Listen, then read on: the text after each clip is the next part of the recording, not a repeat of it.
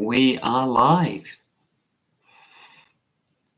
Good morning, good afternoon, good evening, good night, wherever you are. Whether you're watching this live or watching this on catch up later, a very warm welcome to you. Thank you for being here. Thank you for stopping by.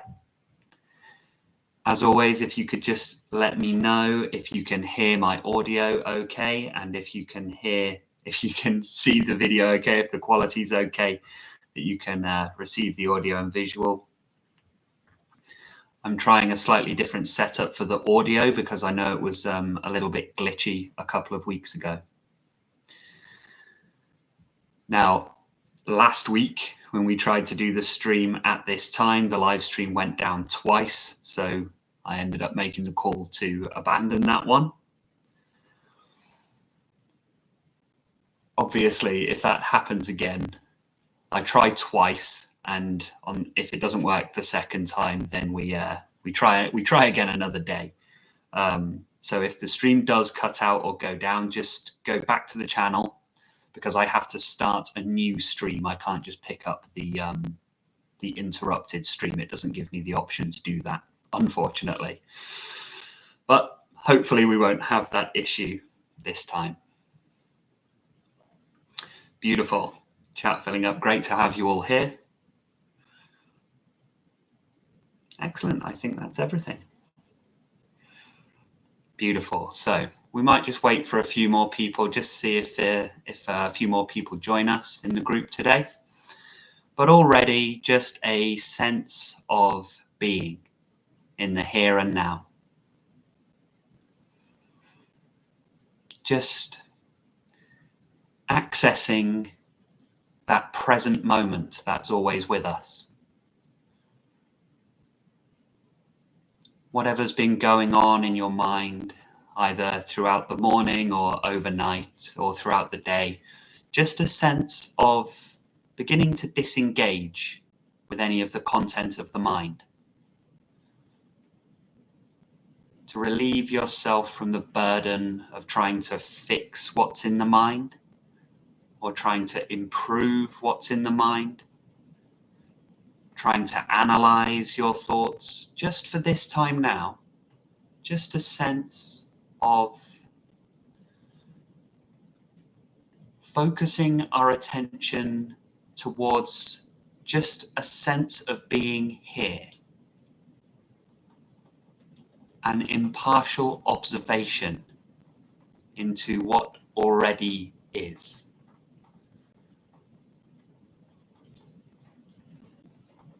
It's just begun raining very heavily here, so that is a wonderful background ambience. I don't know if it'll pick it up on the audio.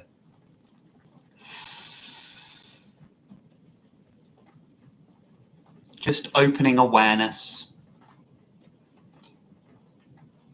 without any interpretation on anything or any labels or mental images. Just receive whatever your senses are picking up and just let them run.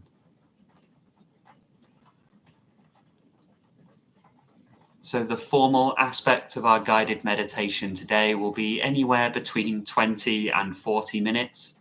I try to keep it no longer than 30 minutes, but sometimes if I'm in the flow and there's more coming through to say, then it's worth just staying in that presence of being. So taking any position or posture that you usually take for meditation, and beginning by focusing awareness on the sensations of breathing.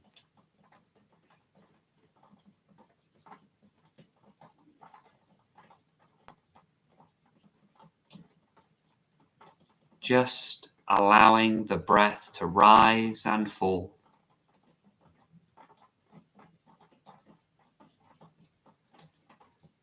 And see if you can be open to simply experience the sensation of breathing as it already is. There is no need to force the breath in or to force the breath out. Simply breathing and being aware of the breath.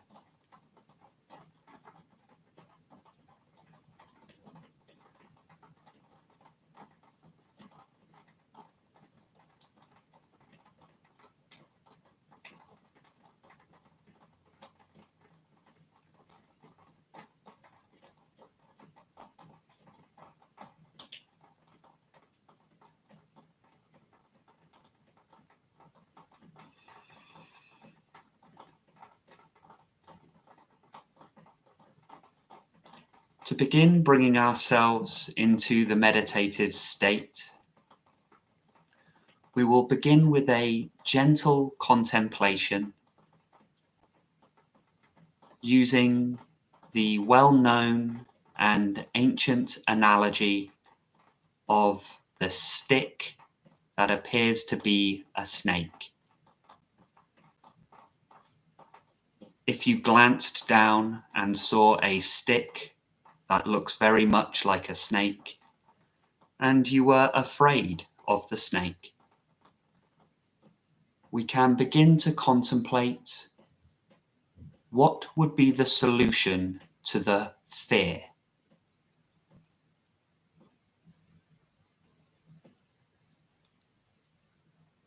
We have mistakenly perceived the stick to be a snake. Let us contemplate, is the solution to the fear to run away? Is the solution to the fear to attack the snake?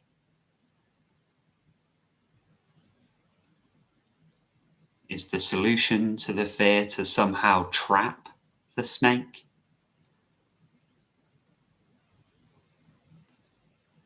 After some contemplation, we find the solution is to investigate and find that the snake is actually a stick. Upon seeing through that optical illusion, the fear totally, completely, and permanently vanishes. Upon the recognition, we were simply looking upon a harmless stick the whole time.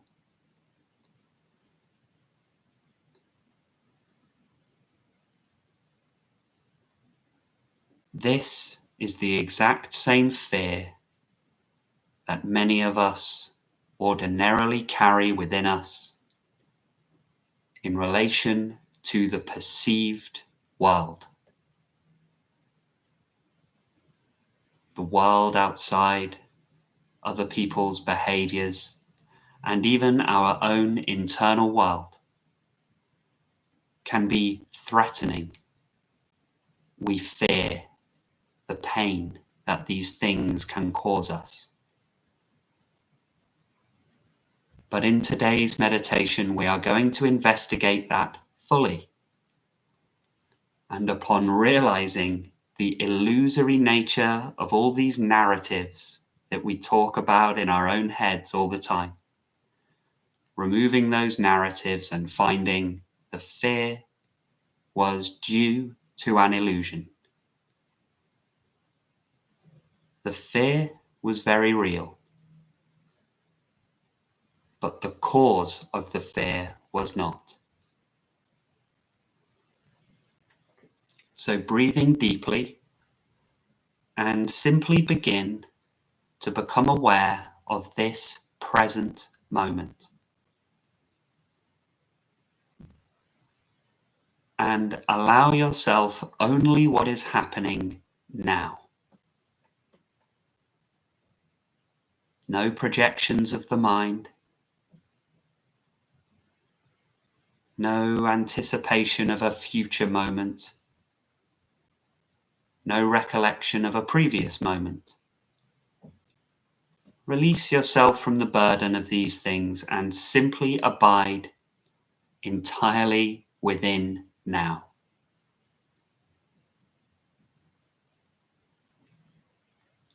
we can connect to the now through our senses. Simply receive everything that you can hear, everything that you can smell, the temperature on your skin, if there is any taste in your mouth, and if your eyes are open, anything that you can perceive visually. And if your eyes are closed, then simply be aware that you are observing a blankness.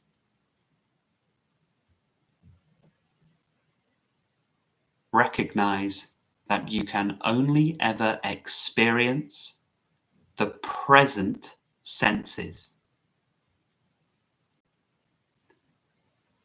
without reference to the memory of any senses previous, and without anticipation of any future senses or sensation.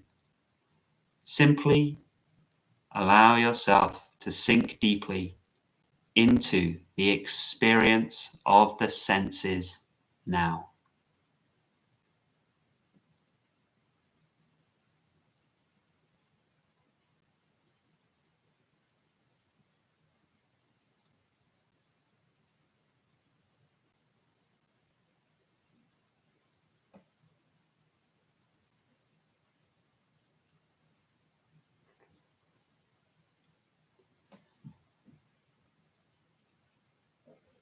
Now, seeing if it's possible to fully experience the sense perceptions and all of the sensations within the body simply as they are, with no added content of the mind.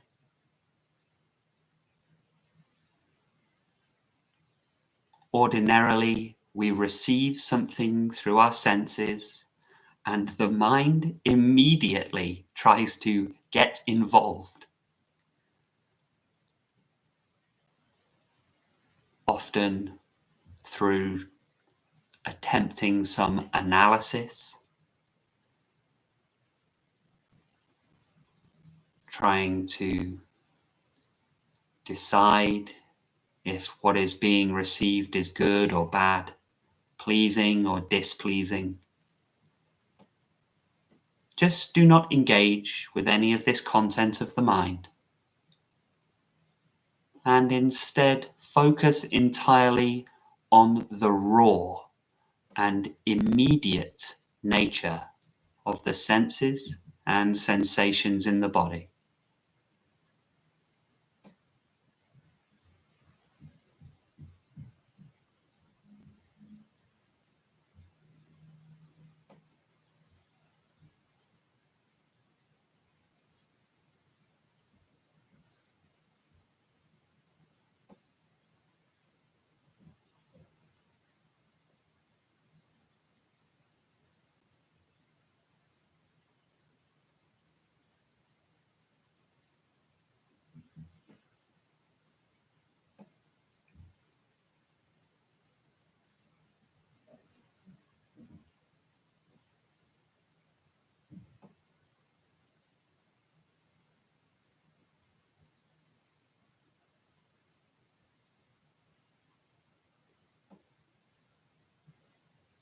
Very good.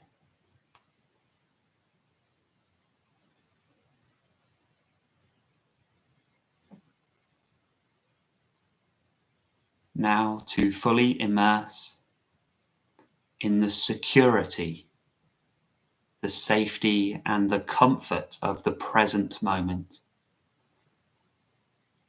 Just for a minute, see if we can experience the moment that the present becomes the future, or the present becomes the past.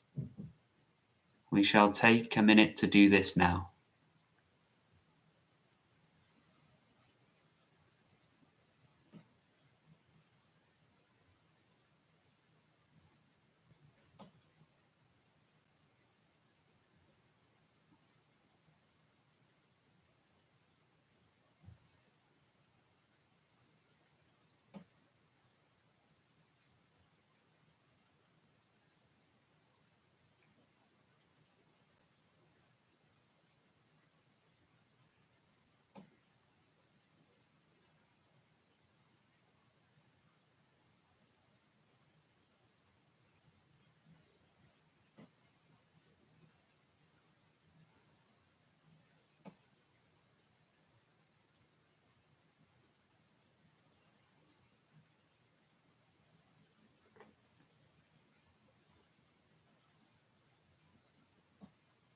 Very good. We come to find that the reality of experience is that it's only ever now. So at what point is this future going to begin?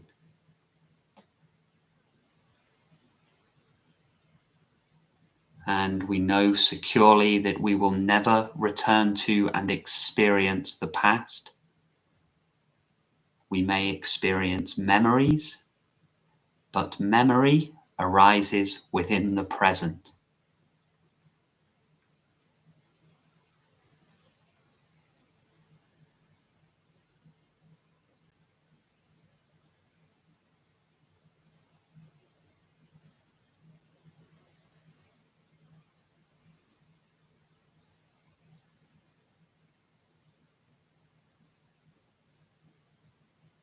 So as we have come to experience this eternal now, we can simply drop away any thought of future and any thought of past. Just leave it alone.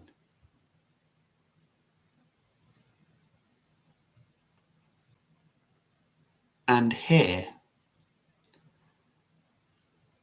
begin to be as though this is the first moment you have ever experienced.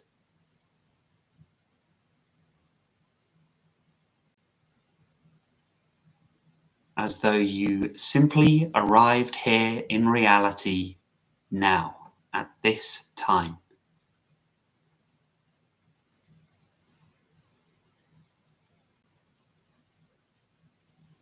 So there is no reference to any past, and you have no reference point to imagine any sort of future.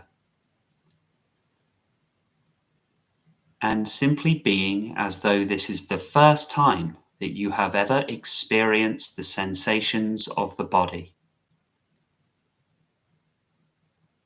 And the first time that you have experienced any of these sense perceptions.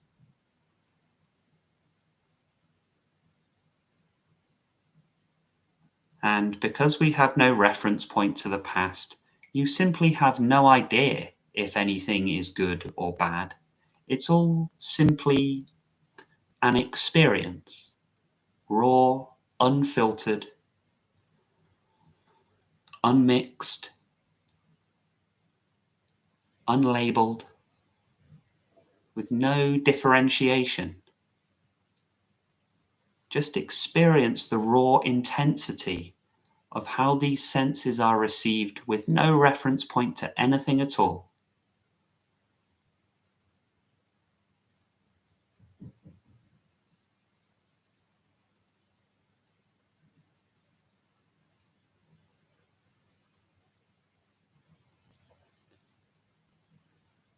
And as this is the first moment that you have arrived here, there is no story yet. There are no previous years. You are not carrying around the weight and the burden of this narrative that plays in your mind. The body is not holding on to the depth of the burdens of all of the previous years. This is simply the first moment.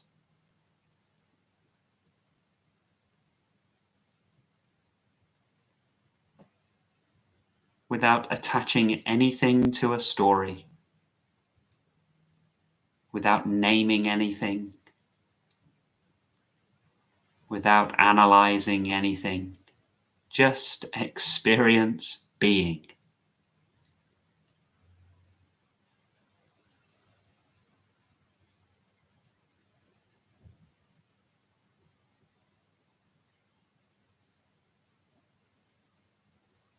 Now that experience of being is the raw life energy.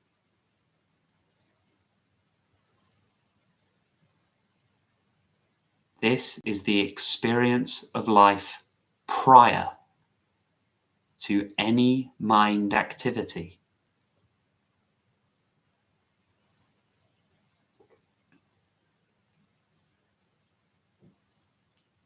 It is the mind that creates the story. The story is not inherent to the experience.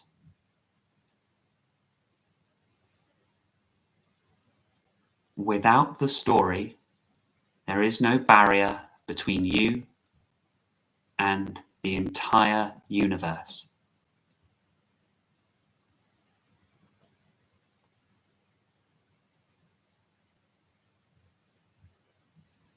So simply rest and be here now, within the full intensity and rawness of this present moment, with no mind.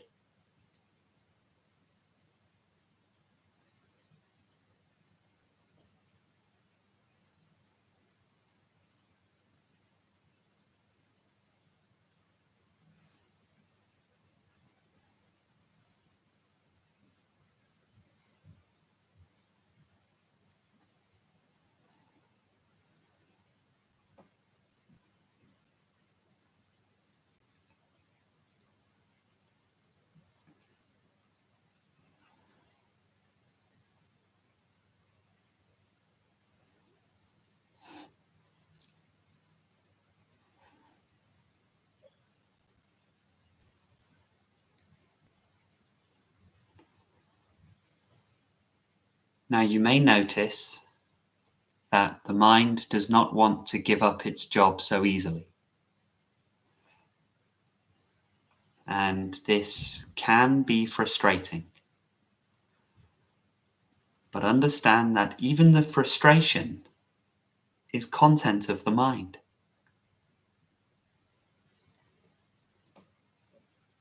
So even this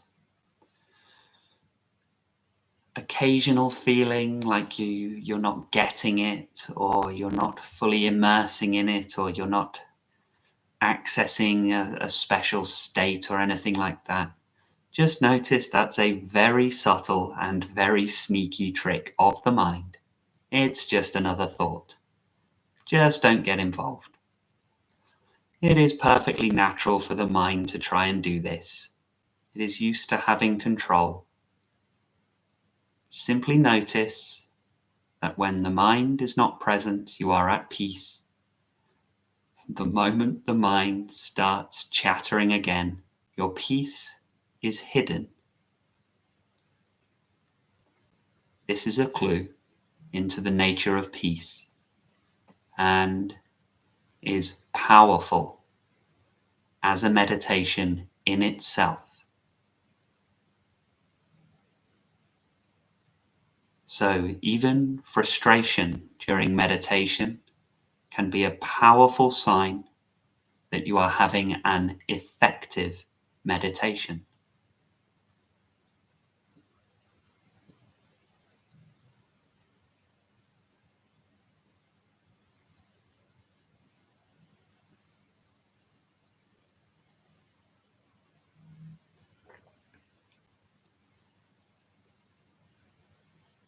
So being in the here and now fully, open and totally accepting, totally allowing, and totally surrendered to this present moment, with no stories, no next moment, no previous moment, just being as though this were your very first moment of life experience.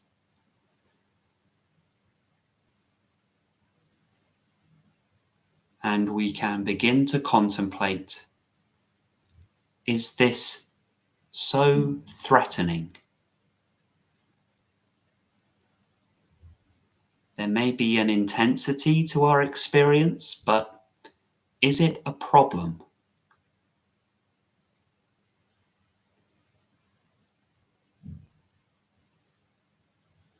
Is this current experience something that needs to be fixed or improved upon?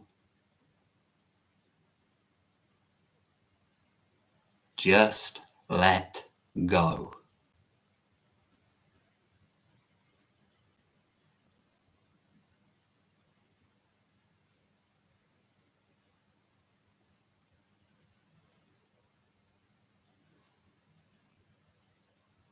Nothing to be done.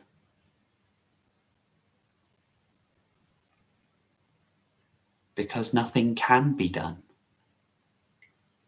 Everything just is.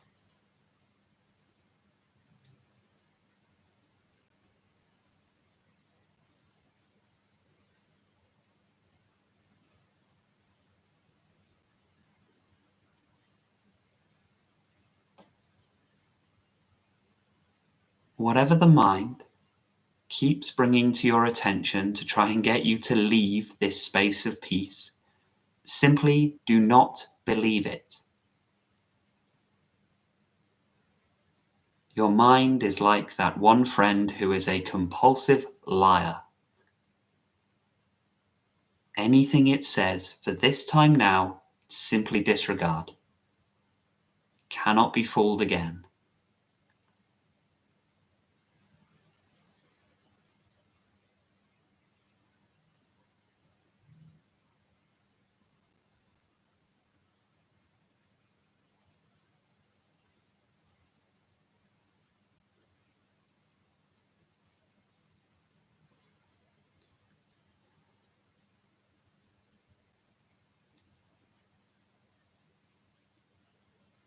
Noticing that the more you sink into the presence of being and abiding purely as the unmixed, unmanifest awareness, all of the illusions about the world and about yourself begin to evaporate and fade away. And they are not something to be missed. All of these illusions were a veil that confused your perception of the universe. And when you withdraw your belief from these illusions, they can no longer stand.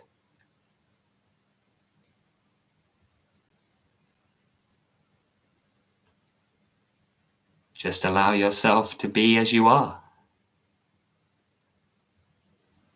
Just fine like this.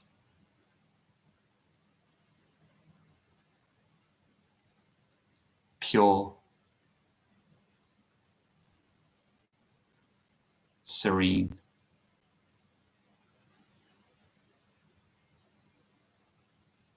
and allow those bodily sensations to release their tension. This is a healthy space to expand. All the sensation of being trapped within a body, just allow it to expand.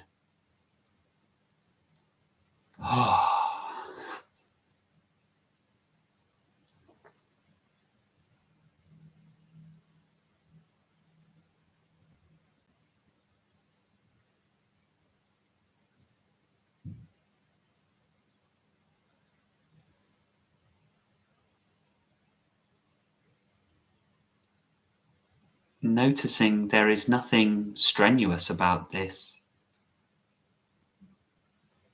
There is no object to focus attention on. This was not a complicated practice.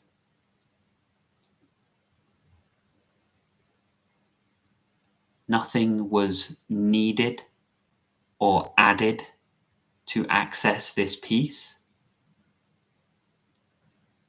All that was necessary was to simply drop away all of that which robs us of our peace. The attachment to the illusions of the mind.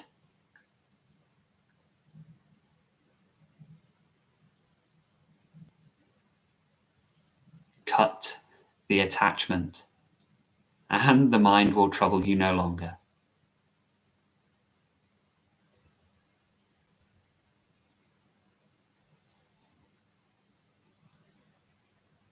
Notice the mind can still play in its activity, that's fine. Without attachment, it's no longer a problem.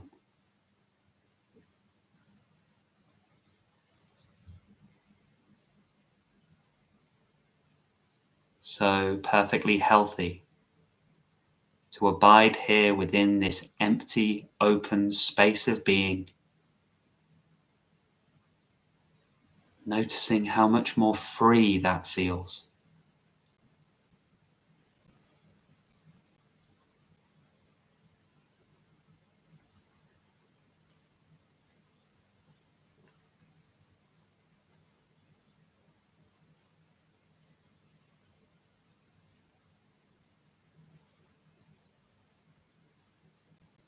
Now, when you find this space of peace, the mind may say, "It is lovely to be able to find this space of peace while meditating, but we will lose this peace the moment we cease meditating. This is just another trick of the mind." As we have already discovered, it's always the present moment, regardless of the situation. And the space we are abiding within now is awareness itself. No matter what the situation is in life, it will be now, and you will be aware of now. You will always have the option to step away from the content of the mind.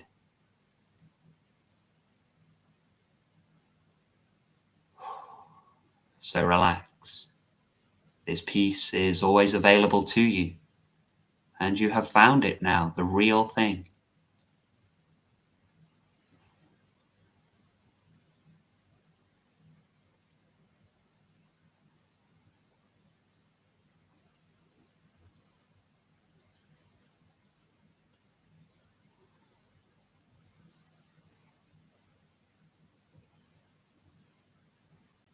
If you find that there is agitation and restlessness still in the body and mind, this is fine.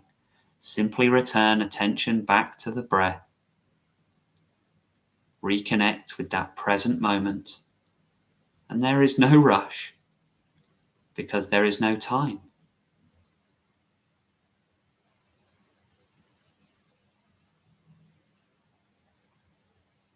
No matter what you are aware of, simply remain as the awareness.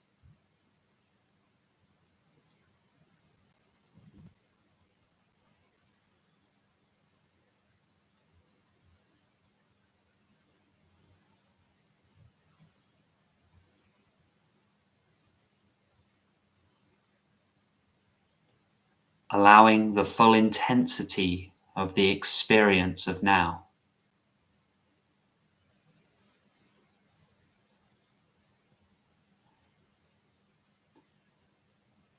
Even allowing the senses to merge. For any distinction between the outside world and inside world to collapse. It is the mind that divides everything up, that categorizes.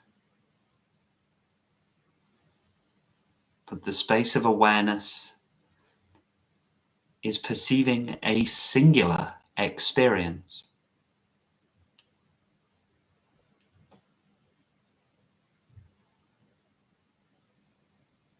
And simply allow the entirety of this experience to collate, to condense into a single field or cloud of sensation.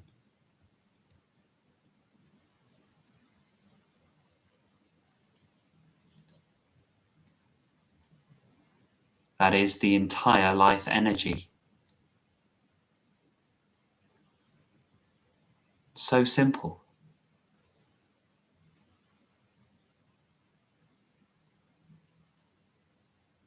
There's no correct way to be.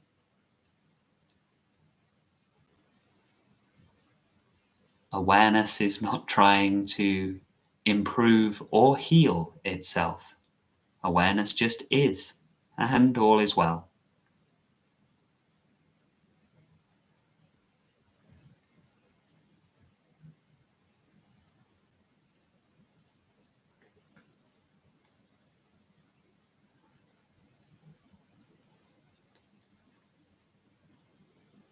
Very good.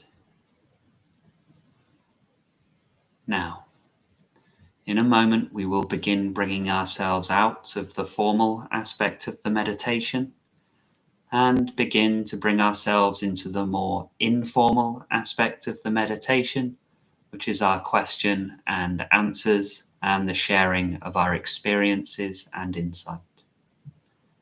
So we may wish to shift our posture, reopen our eyes if they have been closed. But as always, just notice that the moment we begin to leave a formal meditation, the mind has a tendency to try and rush in. The mind wants to grab hold of the wheel. The mind will say, right, that's enough of that silliness. Let's move on to something proper and serious. This is all just a trick of the mind. So as we move into the question and answer and actually begin to engage with a little bit more cognition or thinking, just see if it's possible to not begin a new story. The old storybook we closed and threw away. We weren't enjoying it anymore. And we noticed this story was just going on, and we were trying to get to the end of it, but we realized it never actually ends. We got bored of that story, so we throw it away. And the mind might be tempted to try and find a new story, but just hold on for a moment. Is the story necessary? Is it not enough to simply enjoy the sound of the rain on the roof?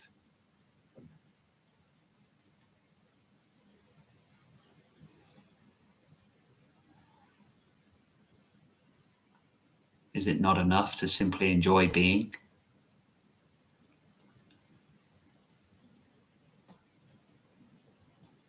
We can let other people worry about the story. Let them worry about their own stories and the story that they have about you. That's fine. But just be without any stories for a moment. Notice without the story, what's the problem? What was I worried about again? What was the thing? What was I angry about? Something or other? Don't worry about it. Just be as you are. Everything will be fine. It has been so far.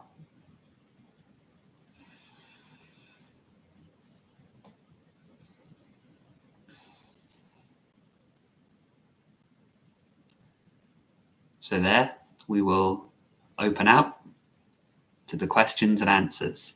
And please feel free to share any particular insights or experiences that you either had during the meditation we did today, or just in general about your meditative practice and the spiritual practice that you partake in your daily life. And allow me a sip from my recurring character here.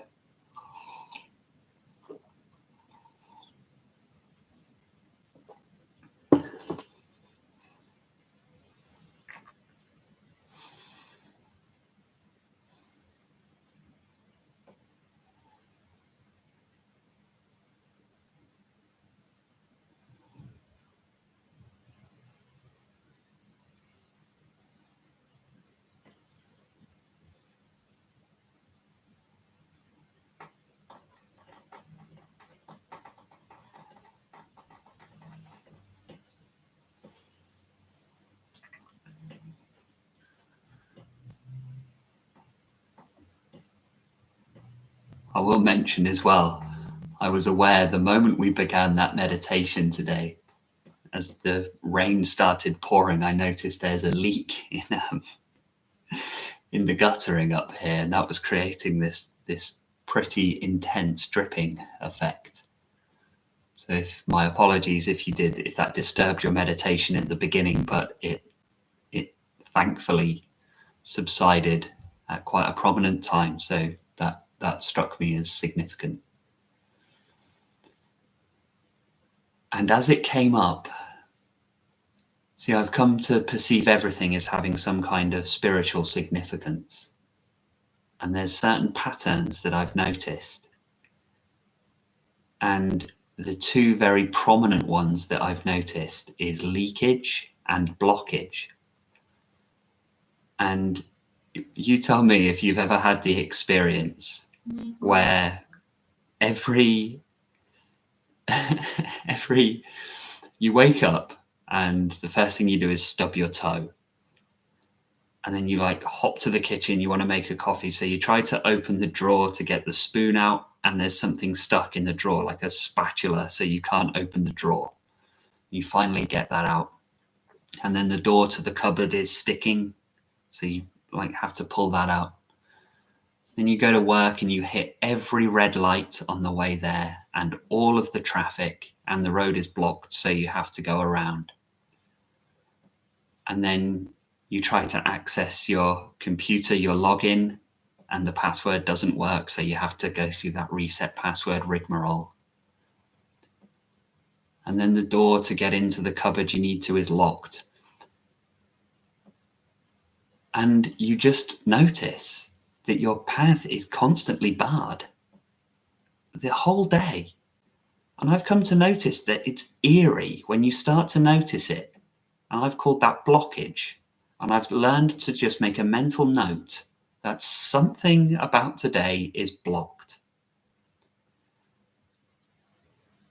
And it struck me as I noticed the guttering was leaking, because that's the other one I've noticed is the opposite to blockage is leakage.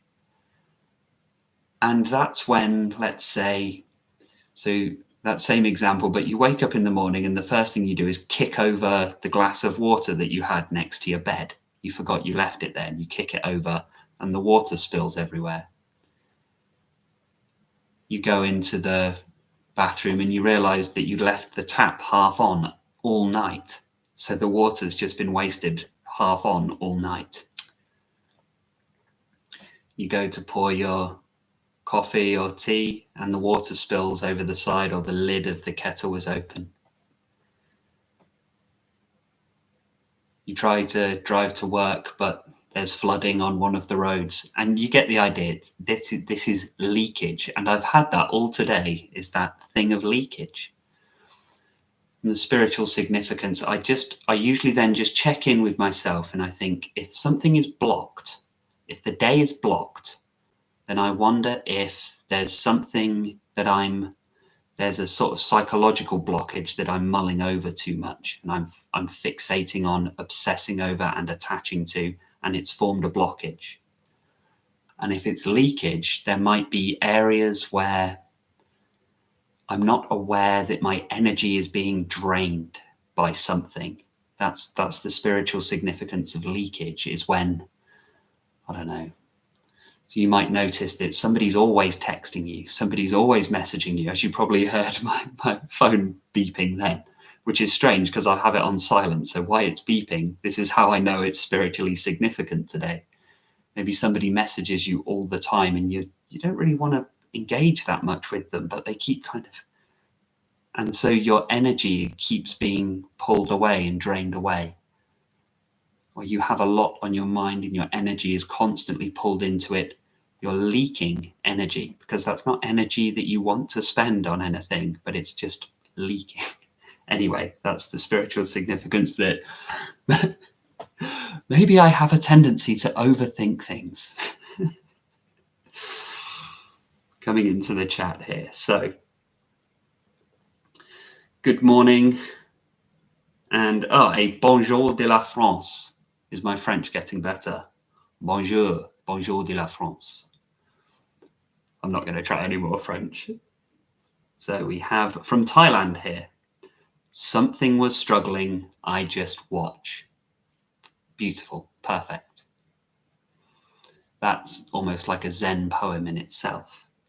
That's it. That's a very beautiful Zen poem. Something was struggling, I just watch. Perfect. And this will save you, that attitude will save you an enormous amount of time and energy trying to figure out what's going on in your head. Noticing something is restless today, something is agitated. I'll just watch it. I'll just observe. No need to get involved.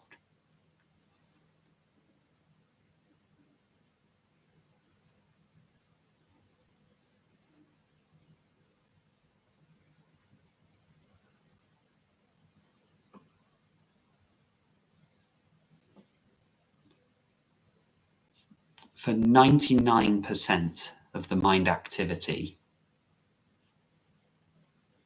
especially during meditation, anything that comes up, I just choose to sit and observe. And eventually even all mind activity becomes almost like a mantra in itself. It's just something to observe, and recognizing from the space of observation, nothing is disturbed. In the same way that no matter what the weather is, the sky remains as it always is, because the sky is just space. Now, weather has an almost infinite number of expressions, but the sky has one expression: space. Now, weather can obscure the sky, and if we pay too much attention to the weather and ignore the sky, we come to believe that the weather is the sky. It's not the case. The sky is space. So deeply recognizing and understanding your conscious awareness is the sky. And whatever comes up in your mind is just weather. So when something is struggling or heavy or dense, it's just like a grey. When the sky is obscured by dark grey, heavy cloud, you feel like you can't see the sky. It's obscured. But it's not obscured. The sky's right there. It always is. That is the discipline of being able to have that equanimity at all times.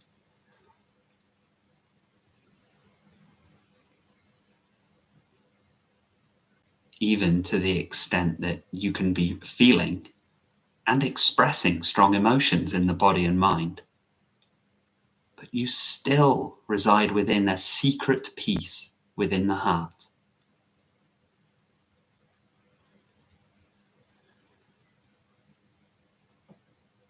Meister Eckhart said, "Inside each of us is a great silence that beckons us into itself, and there within, if we learn to listen, we might learn the language of heaven." So paying attention to that great silence within ourselves.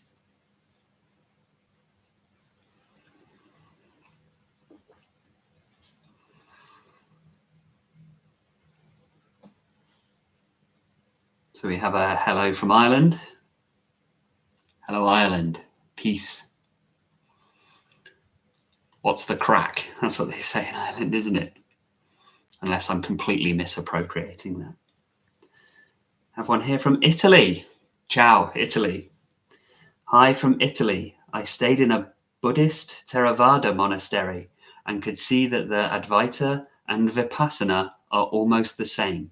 Can they go together in practice? Absolutely. Advaita has a particularly particularly all-inclusive, an all-inclusiveness to it in its approach. Advaita seemingly has this ability to incorporate everything. It's very integrative, because the concept, because Advaita, this is really interesting, many of the Eastern languages don't have a very accurate Western translation because of the ways that our languages are actually constructed. The syntax is different, the form of expression is different. And many of the Eastern languages, the language is more flowing and it's not quite so rigid, and it's more expressive, and it's less. So for example, in English, we have like nouns, and then we have a lot of other types of word that act upon the noun. So everything is quite object focused. It's about division.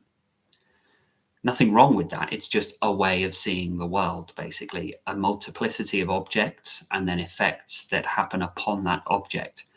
Nothing wrong with that way of seeing things, other than when you come to believe that the human being is an object and the world acts upon that object. So in many ways, our language is to blame for the current way that we perceive the world.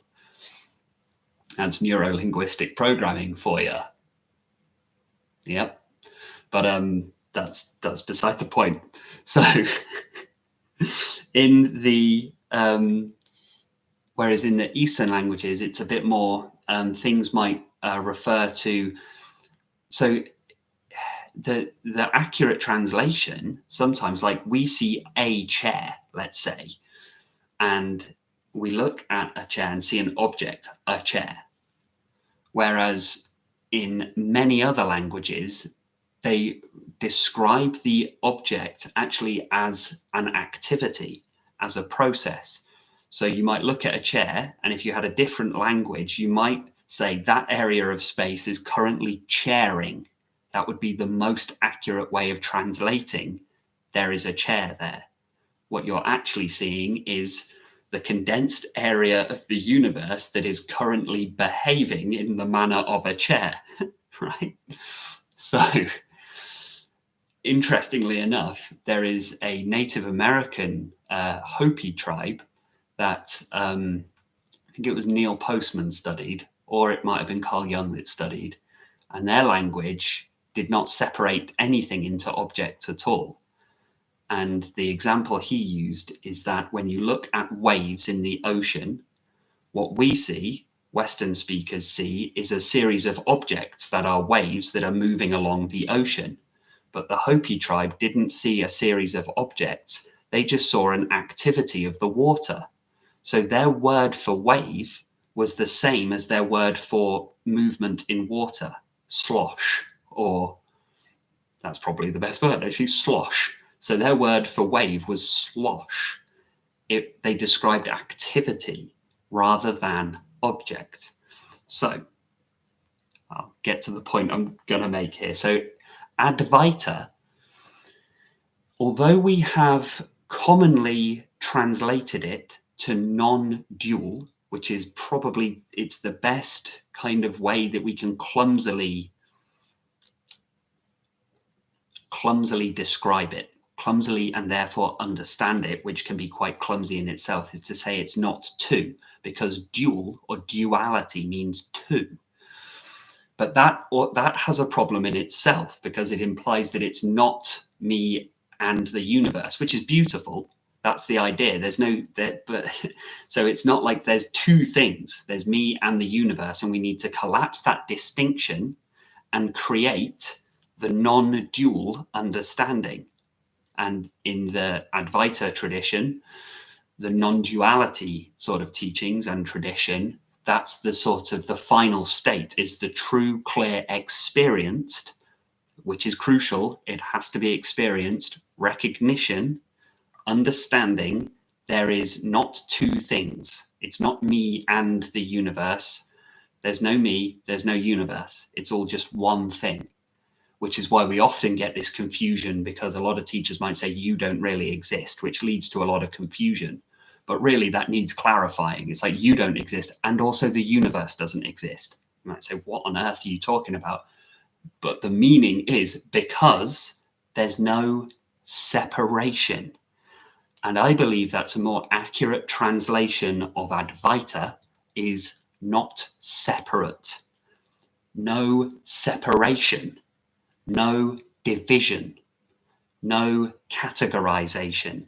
That's what I would suggest in my humble view, because I am by no means an expert, but I would suggest that non-separation would be a better translation than non-duality. So here is my point. Advaita, meaning no separation, will include every single spiritual practice that has ever been. It's commonly said Advaita Vedanta, which means Advaita also incorporating the Vedantic approach. But you could also have Advaita Tantra, as we mentioned on Sunday, or we could have Advaita Buddhism, or we could have anything, Advaita Kashmir Shaivism. You could have, let's try and think of Advaita paganism, Advaita Shinto. You could have any number. I'm not going to try and list every single spiritual discipline. You see my point though. Advaita Vipassana would be more than acceptable. The crucial distinction is to notice there's no separation.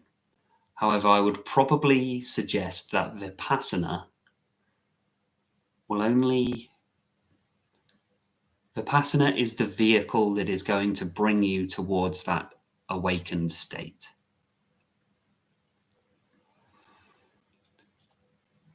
Once you've glimpsed the awakening, you need to drop all of these practices. We drop all practices, all words, everything. Once the awakening's glimpsed, that's it. All of the practices were the boat that brought you to the island. Once you've arrived at the island, you're not so interested in the boat anymore. Let's go on holiday on the island. But there's a lot of people who stay on the boat. And look at the view from the boat. Wow, what a beautiful island this is. What a lovely beach all out there, but I'm happy to sit on the boat.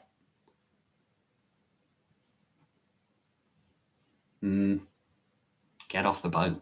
Let's have a little explore. Let's experience life as it is. That's the ultimate destination. And that's where all of these practices will bring us.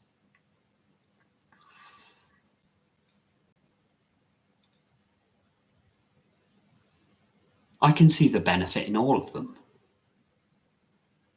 All of them. I listened to quite a lot of YouTube talks from Catholic priests. The more I practice sort of Advaita and stuff, the more I can hear the juice of what they're saying. But I might go from listening to a talk from a Catholic priest and then listening to a talk from a Zen master, and then maybe go from like the Soto Zen and listen to just one of the English speakers on non-duality, Rupert Spira. And just you start to notice patterns in everything. When you start to notice the similarities in the teachings, you tend to pick up on the jewels of what they're saying. And personally, if there is such a thing, I would suggest that all the commonality, if we focused on what we share, if we focused on what we agreed on, rather than focusing on what we disagree on, the world would be a much more unified place.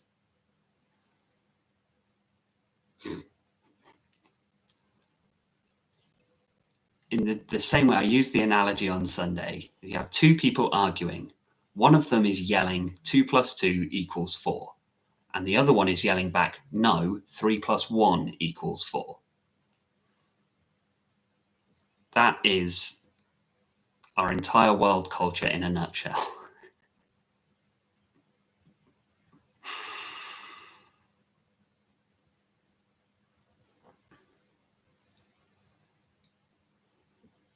But if we focused instead on the parts that we all agree on,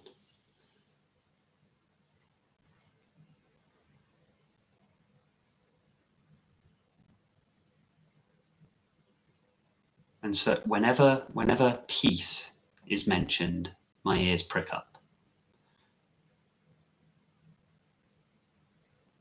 Whenever there is wisdom around quelling the turmoil of the mind and just trusting in what is.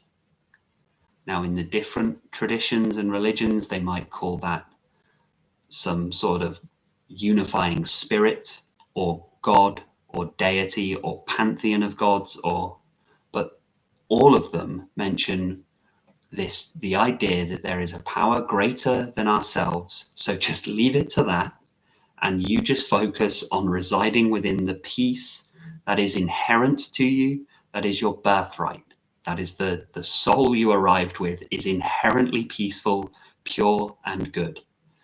But in most traditions, it's that there is a losing of the peace, a losing of the innocence. As we get drawn into worldly things, we get drawn into the worldly desires, we get drawn into the pleasures and the pains of the flesh. And that is true whether we're looking in Buddhism. They might talk about the attachments to those things, the attachments to desire and the attachments to fear. And in the more Western traditions, they might talk about the fall from grace with God by committing sins of the flesh, and being fearful of the world, when if one simply placed their trust in God, and then we can take that back to Eastern and say trust in the Tao, the Taoists, the Taoism, the great Tao flows everywhere, both to the left and to the right. It loves and nourishes all things, but does not lord it over them. Isn't that beautiful? Wowza. And nature is in no hurry, and yet everything is accomplished. Speaking of the same things, but it's our getting lost in. So in Advaita non-duality, it's the identification with the ego, which is just another way of saying attachment to fleshly pleasure and pain. It's just a different way of speaking about it. Ego identification, by mistakenly believing yourself to be limited to a singular body mind, so fearful, so afraid, so desperate to relieve the tension within the body, that you end up committing very ignorant and very destructive actions. And so we speak of disidentifying with, release that burden and see the truth, see the non-separate reality of the situation. And that is the return to God. That is the return to the Tao. That is the awakening, the shunyata. That is the attainment of enlightenment. These are just different ways of speaking about it. And I see no problem whatsoever in anyone's expression of it. It's all good. It's all groovy. It's all just another way up the top of the mountain, provided we are actually aiming towards the top of that mountain. The only real difficulty comes from when people refuse to climb the mountain. That's when you get very unconscious people. Or even, so we could say the unconscious people, the people who are disconnected from the source of infinite universal consciousness. They are the wicked beings who have turned away from the light of God. It is the same thing that we speak of, the same thing. It's just different ways of expressing it in language. But every discipline, every practice, every tradition is almost develops a bit of an ego of its own and starts to believe that this way is the only right way of doing things. We are right, everyone else is wrong. And that's where the trouble starts. But what if we could say, my way is right for me, I'm happy with that, I'll leave it. I'll just leave it where it is.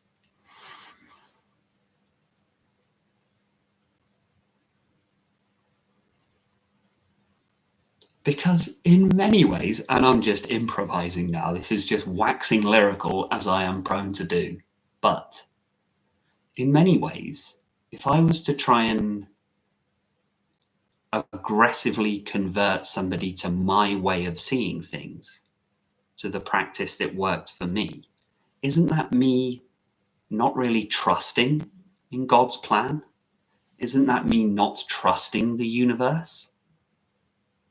Because I think I know best, because I've figured it out, because I'm Mr. Smarty Pants Corin teacher here, so I've figured out exactly what everyone needs to do. And I go stand on my soapbox and yell about this is the only right way of doing things. Well, I can't imagine anything more egoic than that. Now we can say, this is what helped me. This is the way I perceived it. This is what I can see. If you sit and just report what you've observed, this is my experience. This is what I've lived. This is what I've understood. And if anyone wants to listen, super duper. Because, hey, it brought me a lot of peace. My anxiety, my depression, my addiction, things of the past.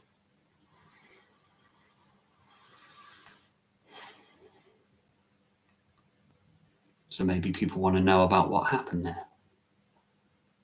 But if I went out and tried to yell,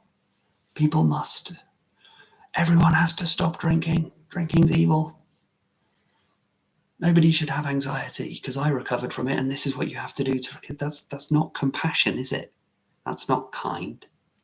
And it's not trusting.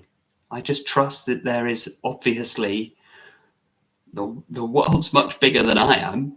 I don't know what everyone else's experience of life is. So they're just on a different path up the mountain.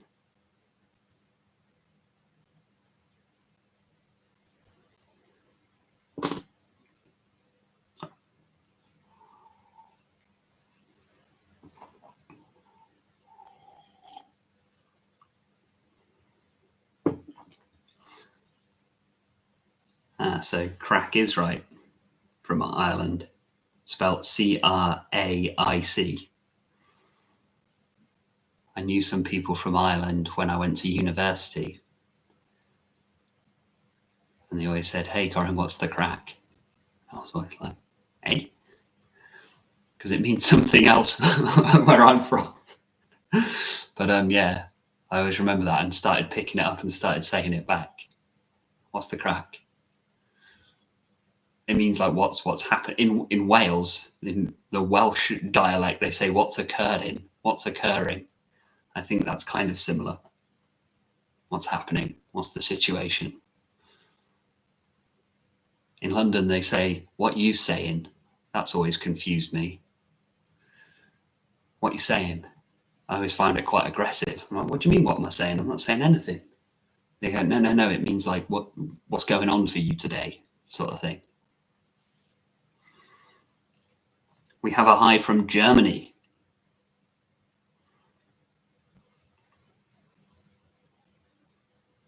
Guten Tag. Guten Tag. Is that German? Guten Tag, I think, means good morning, doesn't it? And yes, and a thank you to you too for watching. Tankchen, I believe. Eva, thank you for the answers. Very interesting. It's my pleasure, as always. The best way to learn is to teach, as I often say. So the pleasure's all mine. And good. I'm glad that was glad that some of that might have been helpful. My my knowledge of Vipassana isn't that deep, so I'm not 100% sure on the. I believe it's to do with breath meditation, isn't it? Vipassana or insight, breath and insight meditation. But yeah, they all work together. They're all good. Hi from Sweden. I really don't know any Swedish, sorry. But I do have a Swedish friend, and he told me about something called fika, Fika, which is where you have coffee and cake, isn't it? It's like a little break that you have. So I don't have cake, but Sweden, let's have a little fika.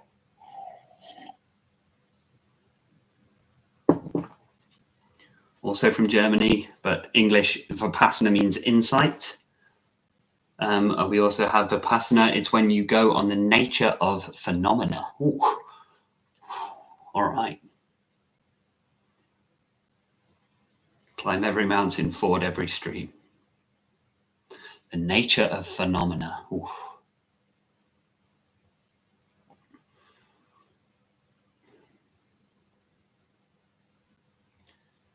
One Zen master said, "When I was a child, mountains were mountains and waters were waters.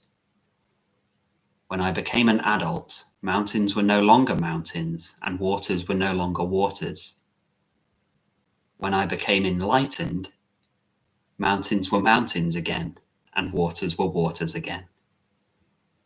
That always spoke a lot to me about the nature of phenomena. That might be that's a slightly different thing to Vipassana by the sound of it.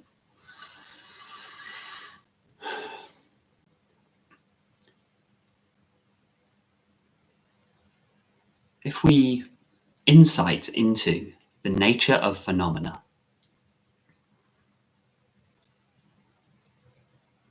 let's go deeper into, we'll pull it back into a slightly not formal meditation, but going into a contemplation. If instead of extending our attention towards the phenomena, extend your attention towards the experience of the phenomena. And we might go, they're the same thing, aren't they? But if we look a little closer, we start getting into some very deep waters that are waters.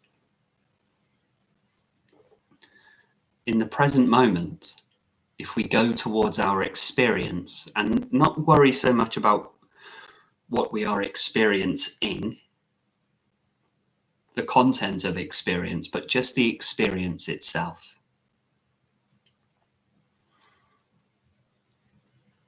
And what is the unifying factor in all of experience?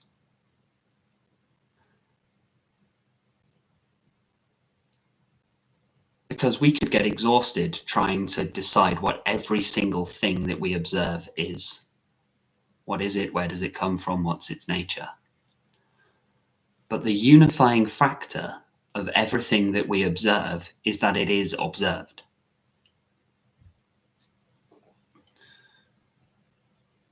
So anything in the phenomenal world that appears to manifest, we observe it.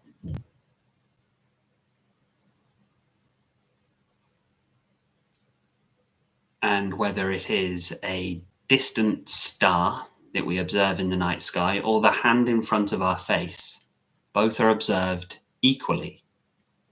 Now we attach different properties and values to it based upon what it is that we're observing, but we very rarely go to the source of the observation. So whether it's the distant star or the hand in front of the face, we can ask ourselves, where does this experience take place? Now, see if we can answer that question without engaging any mental image, without engaging any concept, because the mental image and the concept is also experienced within the same space of observation.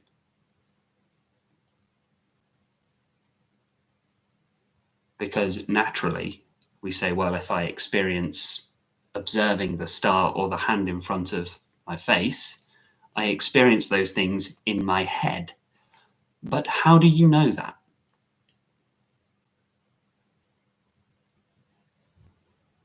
That was something we were told. You were told that experience takes place within your head, that it is sort of collected and interpreted and processed by the brain, and that's our experience of life. But if instead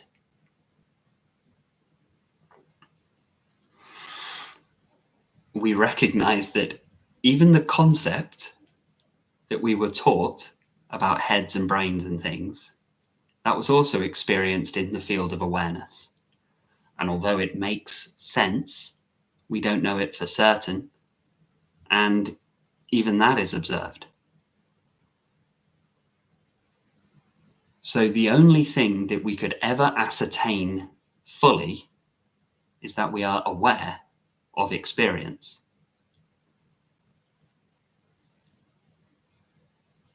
Would it then be so far of a leap to deduce from that that experience is made out of awareness?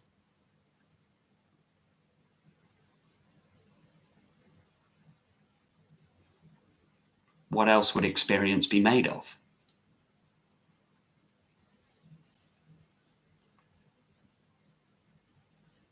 Contemplating that, what is experience made of?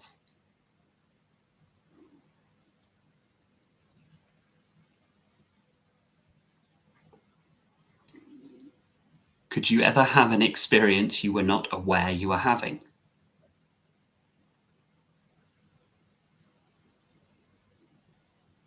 If something happens you're not aware of, it's not an experience. So we can deduce that experience is made of awareness, and all phenomena takes place within experience.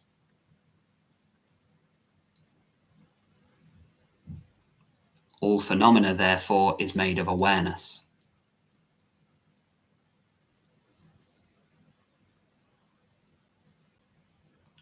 What is another word for awareness? Consciousness.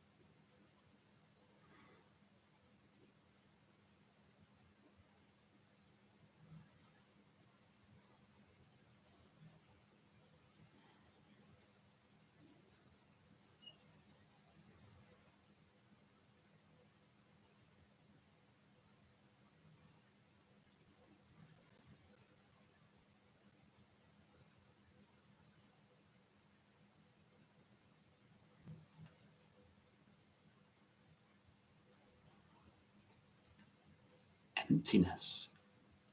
That is right.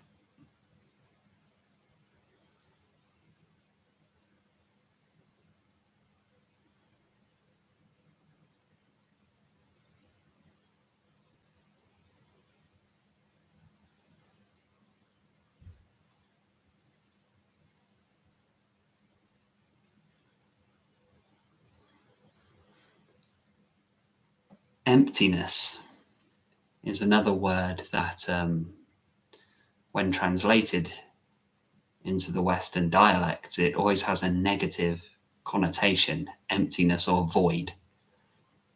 But there are certain words in Eastern dialects, I believe it's Japanese, the word shunyata, that might be Chinese, I don't know,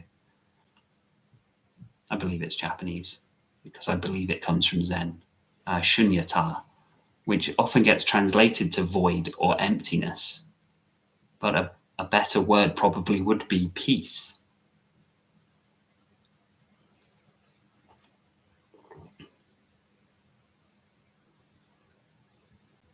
Because peace is a silence, and a silence is an absence of noise. But these words, absence, void, and emptiness, are often given such a negative emotional charge. But we do have words like silence, peace, serenity, stillness. They're the ones I like to use more. They have a more positive charge. But the positive emotional charge is just as troublesome as the negative emotional charge. So often we might come to a space of peace, but think, well, where's the happiness? Where's the overflowing joy and love? So that might come further down the line. If your peace and stillness is a little barren, that's all right for now. And just give that a moment. It might take a while for the old stuff to clear away and for the new stuff to flood in.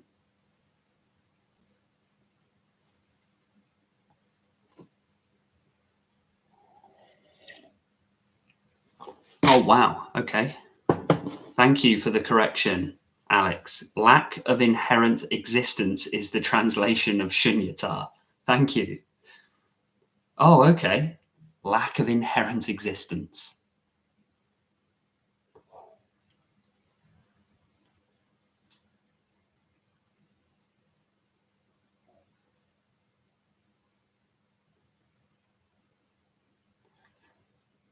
Got it.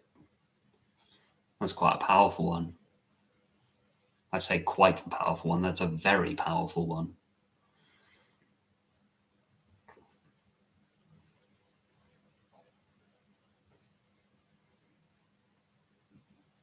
Yeah.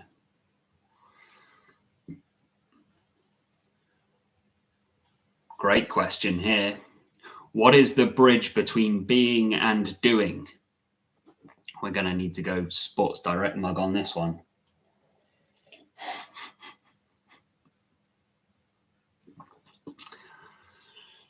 What is the bridge between being and doing?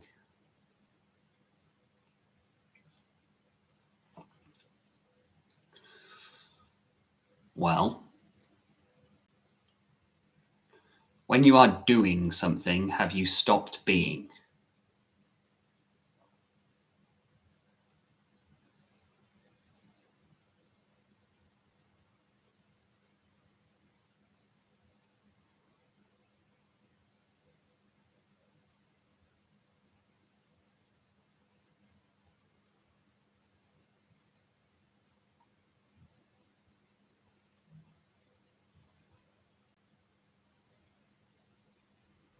Doing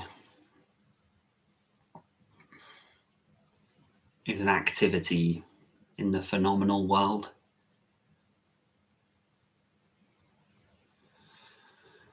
But it all takes place within the same space of being. That's the part that is how we come to the permanent, because the full awakening or enlightenment is often spoken of as being a permanent recognition. You never lose it.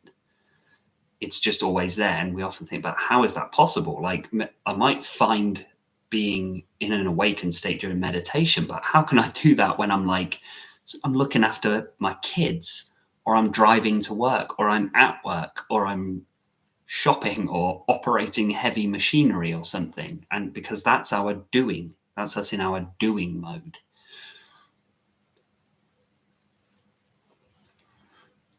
But upon the recognition that regardless of what is happening in the phenomenal apparent world, we never actually leave the space of being.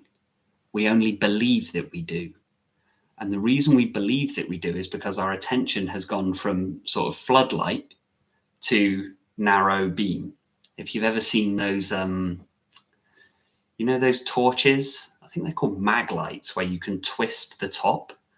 And the more you tighten up the top, the narrower the beam gets, and the more intense the beam gets. but then you can unscrew it the other way and it opens out. And some of them you can unscrew so far that they actually become like a lamp that you can then like place on the floor on a table or something. So you unscrew it, so the entire bulb. So sometimes when, sorry, I just recognized I said bulb in a very strange way there, bulb. So when we're meditating, sometimes we might have our attention in that fully sort of floodlight lamp position. But then when we go into our doing, our daily activity, we start to narrow the focus of the beam. And so it's a condensation of our attention, a condensation of awareness. But the reality is that, I mean, that's a metaphor.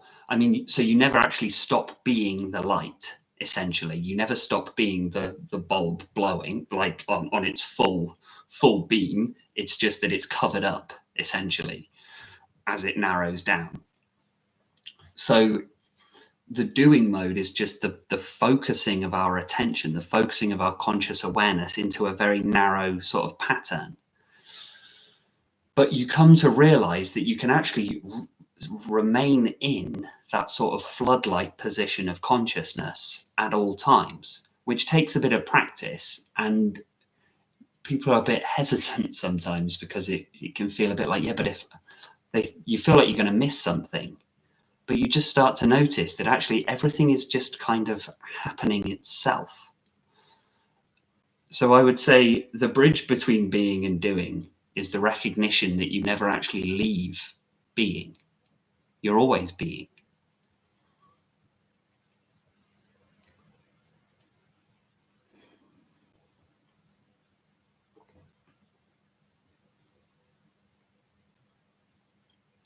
Water is often used as an example because it can take many forms, but it never stops being water. So water can, and that's the key, is to realize that everything is made out of awareness, regardless of its activity.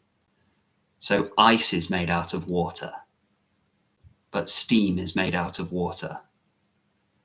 Lakes are made out of water.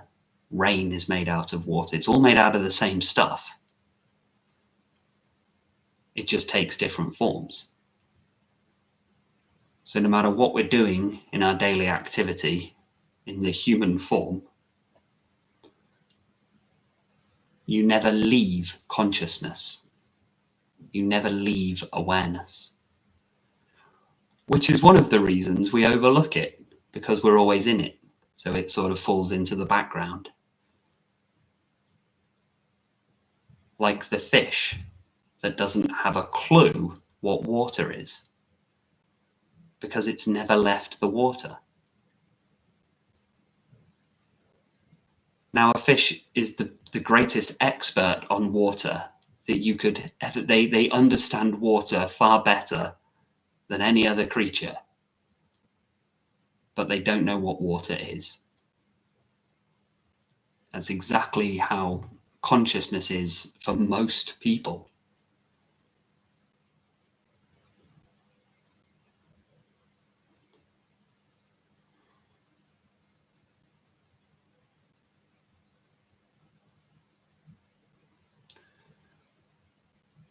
So a big part of the sort of relief when you can let go of the strenuous tension of spiritual practice, because a lot of the time we're trying to we've really got to do this awakening thing, really got to do this meditation, this spiritual practice thing, and we're like trying to really grasp it and hold on to it, trying to understand it, trying to really get it.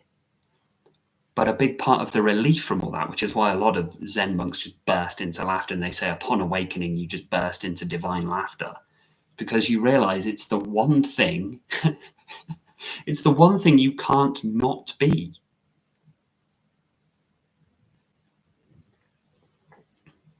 You can't not be conscious. You can't not be aware. You are it all the time, which is what leads to the often confusing statements such as everything is already enlightened. Everyone is already enlightened. You're already there. There's nothing to do. There's nowhere to go. There's no one to be. There's no practice. There's nothing. It's just nothing. Nothing, nothing, nothing, nothing.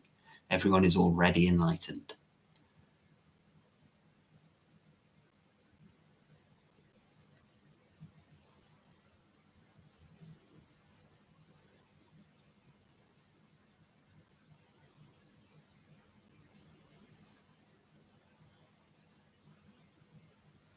And that's why the presence of being is one of the more, I would say, practical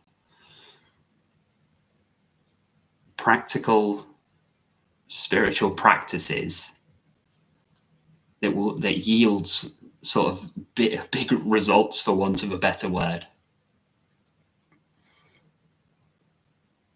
Because you can, I believe, for most people who haven't had a huge amount of spiritual sort of training, it's easier, it makes more sense to focus attention into the present moment.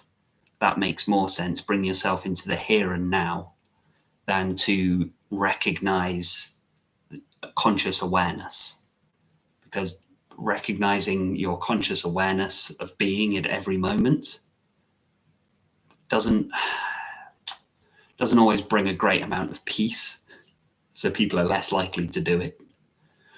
But bringing your focus of attention in your mind fully into the here and now in the present moment tends to bring more relief and more peace more immediately. So that's the best introduction. I think that's one of the best doorways into the peace of the stillness of being. But just the constant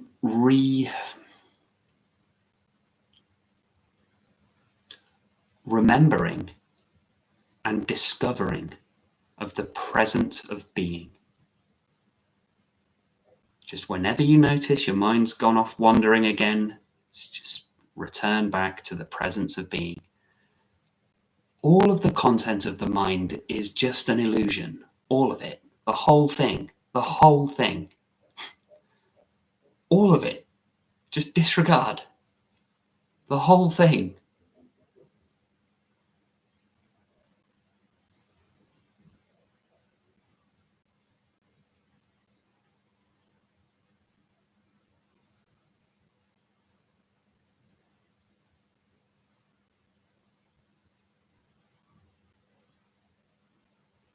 And there's a huge amount of relief in deeply understanding it's all already been done for you. Like the universe it's done. It's been pre-done for you. Enlightenment's been pre-done for you. All you need to do is get out of the way, right? Just stop being distracted and just bring yourself into the presence of being, and all is well.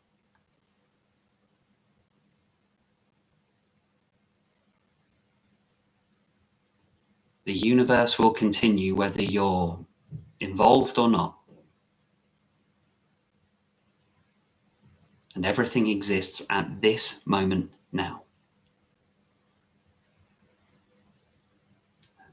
I'm aware that everything exists is a controversial statement, surprisingly enough, in these circles, but it is. Wow.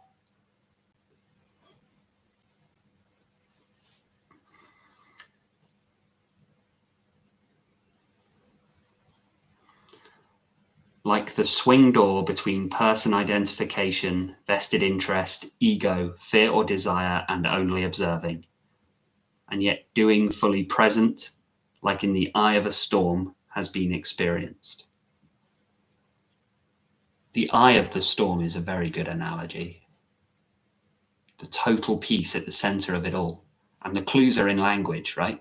I, E-Y-E, is the same word as I, capital I, which tends to mean I, the individual body mind. That's not an accident, by the way. That is a big clue in itself. If you came to understand the word I, meaning the individual body mind, I is the same as I, EYE, meaning the observer, the lens through which consciousness perceives the universe, you've got it. That's it. The swing door, yeah.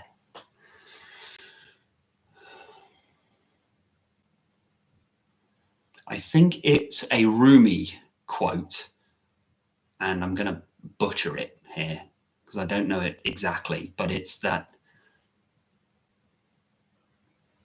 the person is the doorway that swings both into the relative and the absolute. And that is, so that swing door is a very good way of understanding how the body and mind kind of relates to all of this, is to understand you're kind of in both worlds at the same time. It just depends on which way you're looking. It just depends on what you're looking at. Do you swing into the shunyata, or do you swing into the physical, apparent physical reality?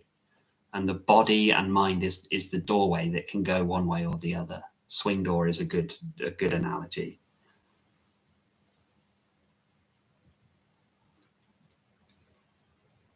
But yes, being is the observing state. But that's why it also, so one of the things that it is important to kind of clarify, because ordinarily, this is how we've been taught, this is how we've been conditioned. To observe is almost synonymous with to analyze. To observe is almost synonymous with judging. Like if you were the spectator of a football game, or whatever I know we have people from all over the world here, which is beautiful. So whatever your native sport is, football, rugby, NFL, whatever. When we sit and observe that, there's just this constant analysis that takes place whilst we are observing.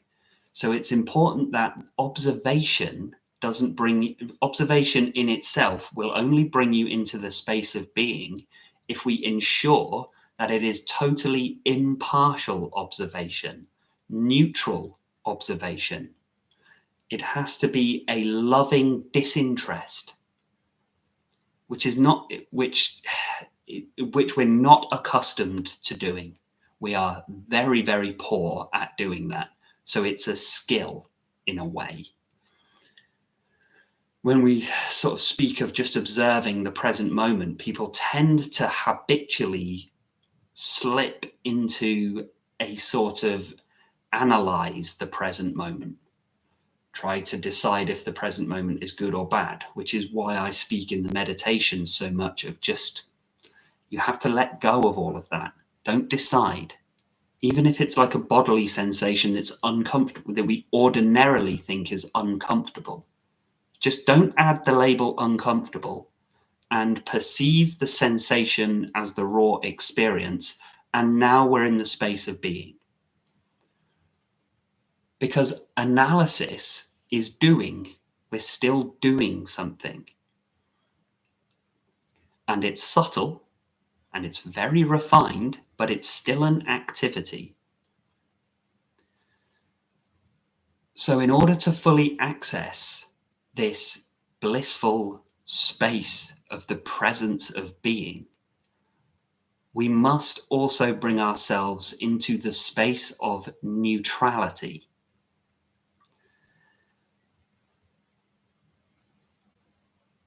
And one of the best metaphors and analogies that I could kind of conceive for this, because it's difficult to tell people to let go and to just observe everything completely neutral, but with a kind of loving disinterest. I think, well, how? Because aren't I supposed to take care of this body and take care of everything and fix the world and fix myself and go on this kind of moral crusade throughout my entire life? That's kind of how we feel we should be in order to be a good person. So when we say to practice a loving disinterest, it's like, how does that work? So the best metaphor that I could kind of come up with to kind of describe this is when, let's say you are looking after some children. Let's just go and say you're the parent of the children, and the children are playing in the garden.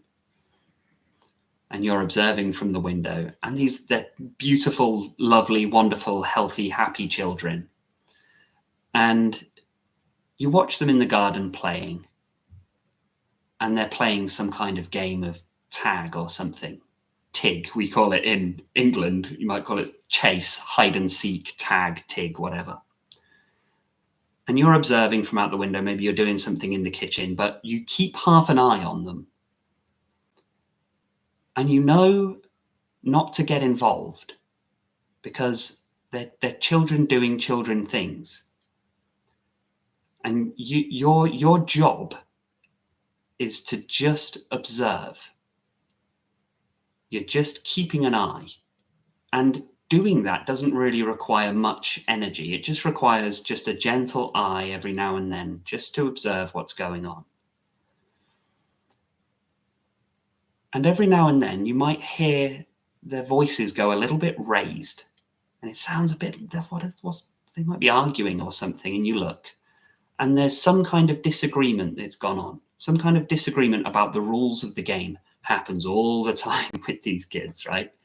Often they're all playing a different game in their own heads, which is quite telling in itself, because that's what we do. But you notice during this game, there's some disagreement, there's some conflict. Now, you may have an urge to go rushing on out there. At the first sign of any kind of conflict, you want to just go bolting out there. But a very wise, very loving, very compassionate parent would just observe that and simply, still there, still present, but you allow that conflict to just play itself out. And that's the most loving thing that you could have done, because it's far healthier for the children to work that out themselves.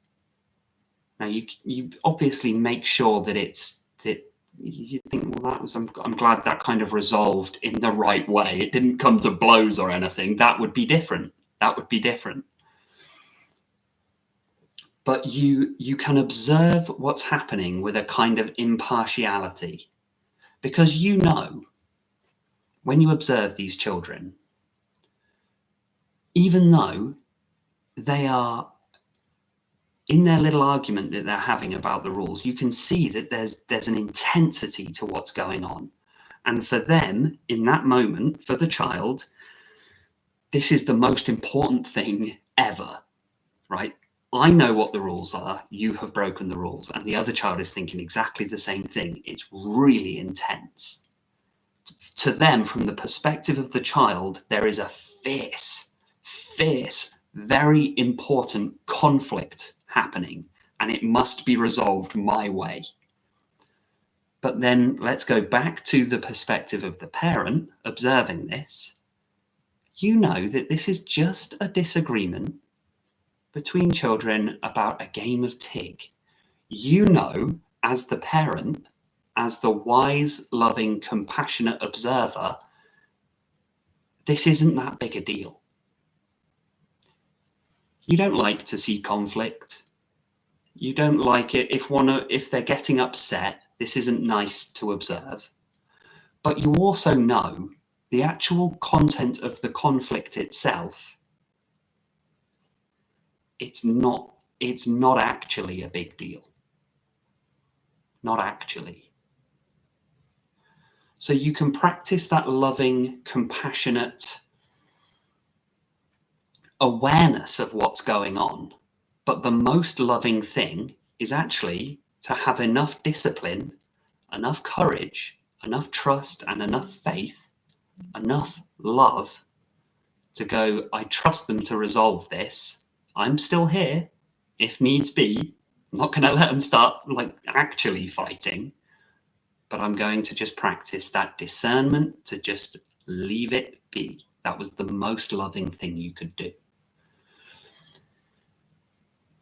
So using that analogy to understand this, what if you could apply that same loving, compassionate disinterest, not getting involved, to your entire life?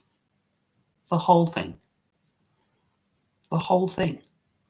That's how the angels perceive us. That's how they see us. That's why they don't get involved. They're the loving parent looking through the window. Now, from the perspective of the child, this is the most important thing ever. We've got all these conflicts going on, and it's that, no, you don't understand. I know the rules. I know the right way of doing things. Everyone else is doing things wrong. People are doing awful things to me, and I've got to do all of this, and I've got to fix this and sort that.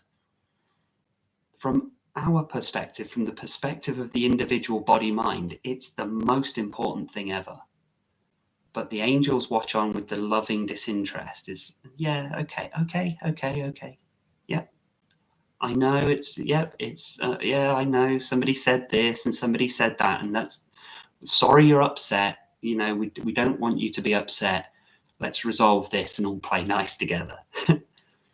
But that's why they're hands off. But that's a slightly different thing. But we can practice that loving disinterest to the content of our own experience of life. And it's not a neglectful act. This is why it takes some nuance and some discipline, because you shouldn't neglect your life. It's not that you're to observe the children having their minor disagreement, but choosing lovingly, that's going to resolve itself. They're actually okay. This is just a part of the process of growing up. They need to work this out. And it's better if they learn to do it without my intervention, because if I intervene, they won't learn the lesson they need to learn, which is how to resolve conflict. So when we're practicing that to our own lives from that position, that perspective of loving, compassionate observation only, it's not a neglectful act. And that is an important distinction, because if you've been living your life where something has been neglected, which most of us are, most of us have a huge absence of love in our lives. Sorry to say it, but we do. And there has been some neglect in your life, then to try and apply that neglect to yourself is traumatic. It's not pleasant. So it's not to say your life is not important. It is important. It's not to say that you don't care. You do care. The difference is you don't mind. You don't pay it too much mind, because you can elevate your consciousness and practice a temperament and a discipline of c'est la vie. Come what may, thy will be done. So that is the residing within the space of being. There has to be that neutrality element to it. The moment we start getting involved is the moment we start the doing mode. And that's where the trouble begins. So the impartiality and the neutrality of the observation is an important distinction to make. Because habitually, when we say observe the present moment, it's synonymous with analyze the present moment. Don't analyze anything. Don't analyze anything. It's not the time for that. Everything just is, and it's all great. It's all great.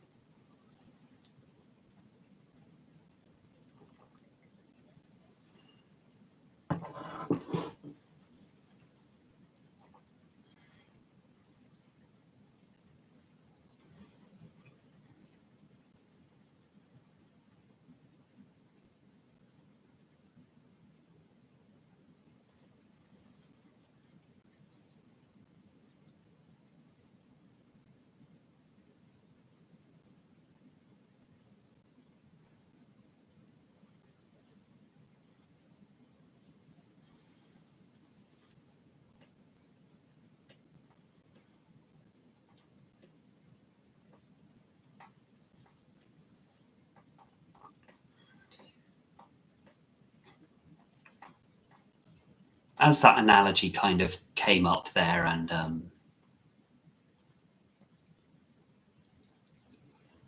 as I've developed that point up to this point, I might as well just share probably one final pointing before we close off for today. And obviously, if there's any more kind of pressing, burning questions, feel free to pop it in the chat. But if not, bringing it into one final pointing for the day, which is based just on that previous one there, as we've just been through the analogy of the sort of parent-child relationship and the nature of loving neutrality or loving disinterest. It struck me as pertinent and significant. If you've ever noticed when speaking to some older people, when you're going through some kind of crisis, you're going through a difficult time, a dark night of the soul, you're going through some tumultuous time, which we all do, everybody does. Some form of chaos, some form of the common, real crises of life. You lose your job, you break up with your spouse, you have a health crisis, or you go through a period of loss, grief. It's always comforting to speak to older people because they've experienced these things. And they often have words of wisdom. But one of the most comforting things, one of the most comforting parts of their temperament and attitude towards it is when they're in that position of, it happens, it does happen. Because to you in the moment, it's the biggest catastrophe. And you think, no one's ever been through this before. This is a uniquely difficult period of suffering. Nobody's ever gone through something like this. So it's very reassuring when an older person in a loving way can say, this does happen, you will get through it. It's not the massive deal you think it is right now. And I wanted to, well, I contemplated on and meditated on the nature of that reassurance. And I thought, taking it back to the childhood thing, it's like, let's go back to that game of Tig. And let's say the other person has massively upset you. You're the child in this analogy. They cheated at the game and therefore they won. And now they're running around telling everyone they won, but you know they cheated. And you are furious. So you go running to that adult, whether that's the teacher or the parent, and you're in floods of tears, enraged at the injustice that you have. And the rage and the injustice is real, very real and very intense. And you go to the adult, and a loving adult, if you were fortunate enough to have them around, not everybody did, but if you had a loving adult that you could turn to, the loving adult will console and soothe, but knows on a deep level, this isn't actually the big deal that the child thinks it is. But the approach is still, take it seriously, understand what's happened here, understand the pain the child is in, but the consolation and the reassurance comes in the form of, this hurts now, it will pass, and once it's passed, you'll see it wasn't the big deal you thought it was. Now, this doesn't only happen in childhood, because then as we get older, you get into your adolescence, and you think, well, I'm done with all that childish stuff now. Like, by you're 14, 15, I'm not going to get upset if somebody cheats at TIG, right? They cheat at TIG, well, that's their business, right? You're well over that. If somebody cheated at a game, well, that's their business then, isn't it? Because losers never win, right? Cheaters never prosper. So if they want to cheat, that's their business. I ain't going to get upset about it. But let's say you're seeing someone, a boyfriend or girlfriend, and they break up with you suddenly. You've been seeing them for like 2 months and you thought you were in love. You thought you were like, you You're 14 and it's your first love, and you thought you were like, that was it. You're planning marriage already. You've already got the marriage planned out, and they break up with you 2 months later, and they don't really give you a reason. They just sort of break up with you, and you are crushed. This is the worst thing that's ever happened to anyone. This is heartbreak that is worthy of a Shakespeare tragedy. That is the severity of the pain that you are in. You might even grieve the loss. The pain you are in is genuine. But if you go to a loving adult, and at this point, the adult's even older. When you were a child, they were 30, now they're 40. They're older. And so you go to them and they can console you and reassure you. This happens. It sucks right now. It's very painful right now. This hurts. It's not the big deal you think it is. Now let's go all the way until in your 30s. Let's say you're 35 and you're over all of that. You're over all that relationship stuff. Somebody breaking up with you, no big deal. Just not a problem, right? Come on, we've all been through it. We've all taken our knocks. But you lose your job, your career that you've been in for 20 years, and you just get made redundant. They give you some redundancy pay, but that's it. Sorry, see ya. That's your career over.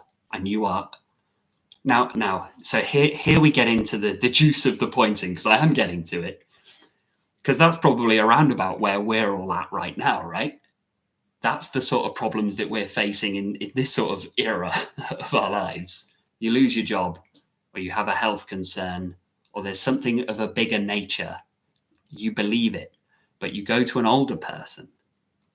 And that's why their approach then is what you're going through is tough. It's a rough time. It's a crisis. It will pass. And it's not the big deal that you think it is. Now, what if we get even older still? And we start to come to those very big problems. Perhaps the biggest problems of all. Because we're dealing with, you start to watch your health deteriorate quite significantly now, in a debilitating way. Your health deteriorates. Your friends pass away, your family pass away, and you're facing your own passing. But who do you turn to? Because there's no older people there. So where does that reassurance come from?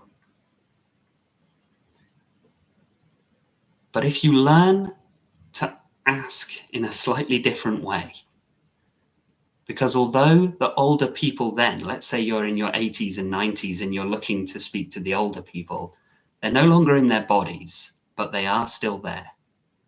And if you learn to listen to them, the beings that have gone through the entire human experience from the very beginning right up until the very end, and they speak in a much more subtle way. But even then, right at the end, when you're facing the big one, you're facing your own mortality, and you think, surely, this isn't a game of TIG I'm upset with. This isn't losing a relationship. This isn't losing a job. And this isn't the decline of my health and grieving. This is the big one. Surely now, this is going to be a problem for me. And the angels reassure and console and say, even this will pass. And it's not the big deal that you think it is. It sucks right now. Your pain is very real. It hurts right now. But even this is not the big deal that it appears to be.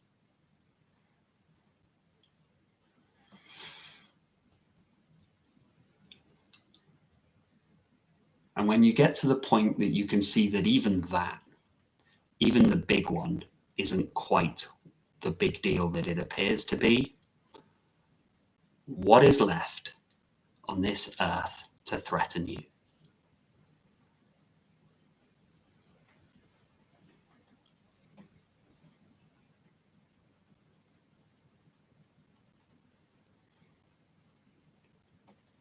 So if you're ever wondering why the angels don't get involved, why they don't come down here to this mess and sort it all out, because they could, just as the parent could go running out and resolve the argument of Tig. They choose not to, from a space of loving disinterest. As big and terrifying and horrible as our problems appear, we just have to know that the angels are watching with a little knowing smile, and they just compassionately observe. With neutrality through the kitchen window in the sky. And if you can learn to not wait until you get to that time, that you can be that being looking through the kitchen window, that you can actually be that now. Your spirit and your consciousness can elevate to that place now.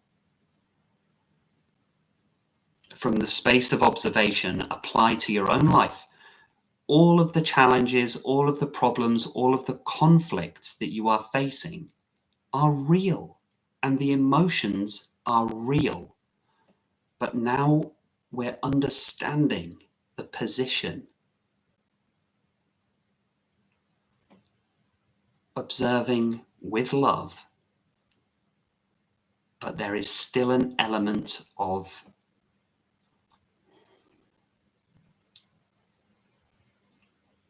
compassionate neutrality to the situation. This too shall pass, and it's just not the big deal that it appears to be.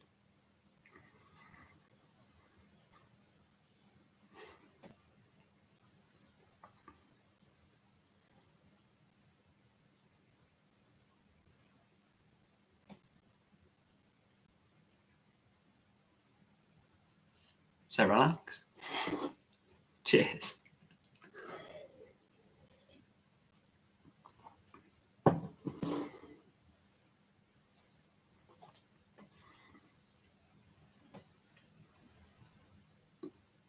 It is no problem at all, Super Lisa. I really hope you are doing well. Some of the people in the chat may be aware of your situation there, so I really hope you're doing well, and wishing you all the best of health and sending all that positive energy that I can. One very interesting comment coming in saying about wondering if synchronicities are a form of communication, maybe helpful and loving from the angels. Things like that, I would agree, actually, yes. It's like, so things like that, the synchronicity, the deja vu is another one.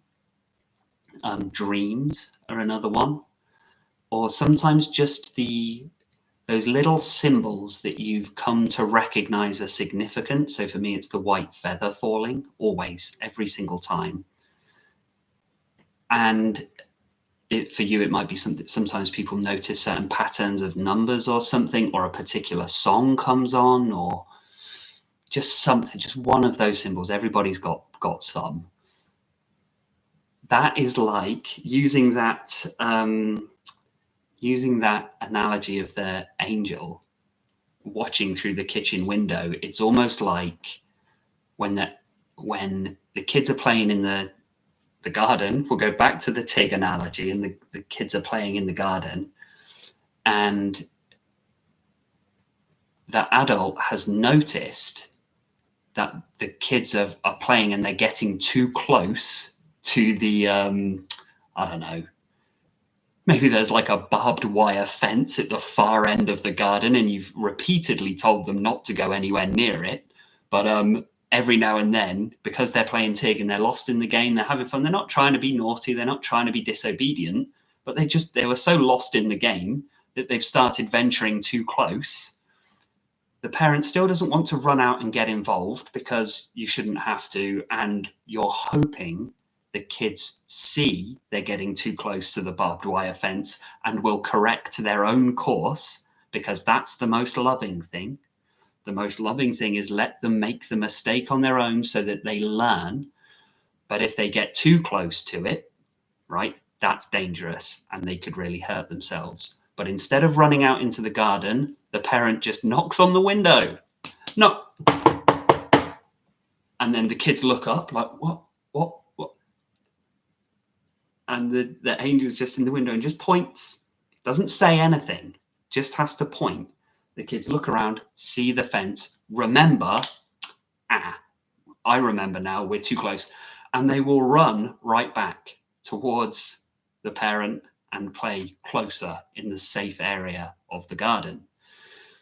So a synchronicity, I mean, that's like a sort of a warning of a threat sort of thing, but it could be those little quiet voices of intuition you sometimes get through the synchronicity, a deja vu, just a little bit of insight that just you don't know where that came from. A solution to a problem just rose up in your head.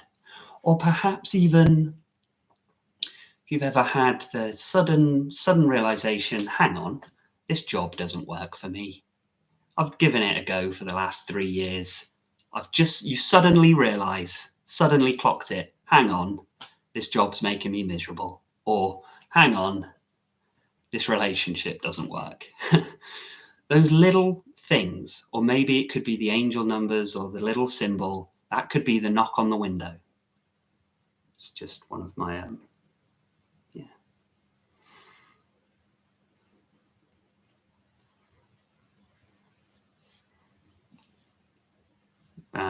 just for the people expressing gratitude, I'm expressing gratitude back. Thank you for listening. Oh.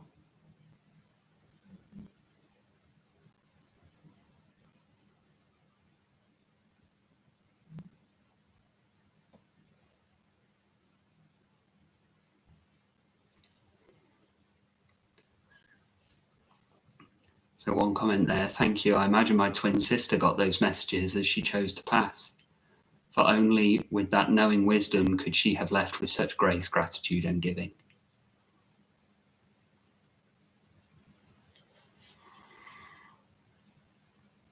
I'm sorry for your loss.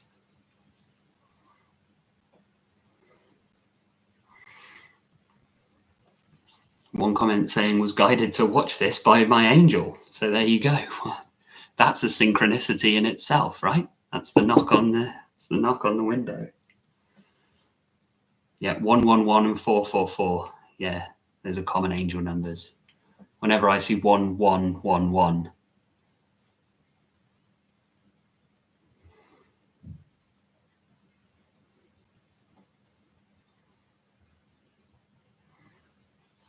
A lot of you say I'm 62 and life is too short to worry. Correct.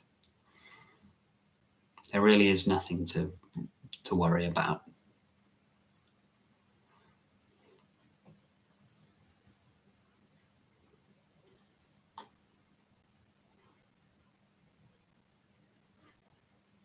Did anyone just see that?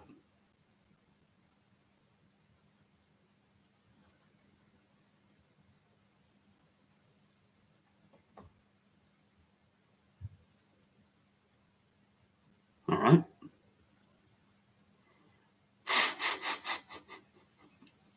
Okay.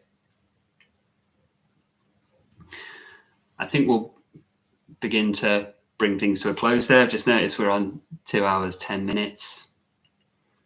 That was weird. I got a no chat. Did anyone see that? Just there in that space? All right, have I really drank the Kool-Aid on this one? Anyway.